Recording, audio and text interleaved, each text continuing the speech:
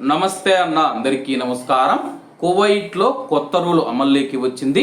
వివరాల్లోకి వెళితే, కువైట్లో వ్యాపార సంస్థలు లేదా షాపుల ముందు ఉండే పబ్లిక్ పార్కింగ్ స్థలాలు కేవలం తమ యొక్క కస్టమర్ల కోసమేనంటూ బోర్డులు ఏర్పాటు చేయడానికి ఎవరికి చట్టపరమైన అనుమతి లేదని చెప్పేసి మినిస్ట్రీ ఆఫ్ ఇంటీరియర్కు చెందిన ట్రాఫిక్ అవేర్నెస్ విభాగం assistant director lieutenant colonel Abdul Buhasan గారు స్పష్టం చేశారు.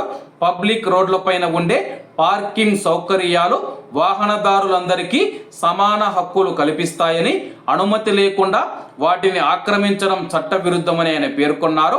అలాగే కువైట్ టీవీకి ఇంటర్వ్యూ ఇచ్చిన ఒక కార్యక్రమంలో ఆయన మాట్లాడుతూ ఈ వివరాలను వెల్లడించారు.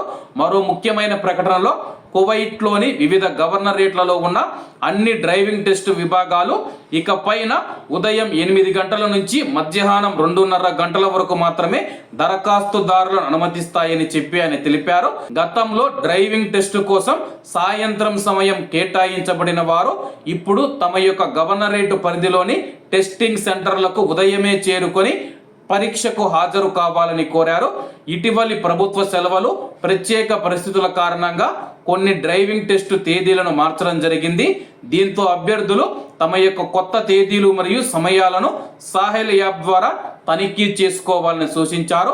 కువైట్ దేశంలోని అన్ని ప్రధాన జంక్షన్లు, ట్రాఫిక్ సిగ్నల్స్ వద్ద సెంట్రలైజ్డ్ ట్రాఫిక్ కంట్రోల్ సిస్టంతో అనుసంధానించబడిన స్మార్ట్ ట్రాఫిక్ వ్యవస్థ అందుబాటులో ఉందని చెప్పి బుహాసన్ గారు తెలిపారు.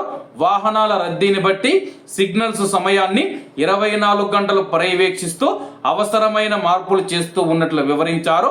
వాహనదారులందరూ ట్రాఫిక్ నిబంధనలు ఖచ్చితంగా పాటించాలని, భద్రతా సిబ్బందికి సహకరించాలని చెప్పి కువైట్లోని కువైటీ ప్రజలు మరియు ప్రవాసులకు ఆయన విజ్ఞప్తి చేశారు. కాబట్టి అందరూ బాగుండాలి, అందులో మనం ఉండాలి. అందరికీ నమస్తే అన్న, జై హింద్.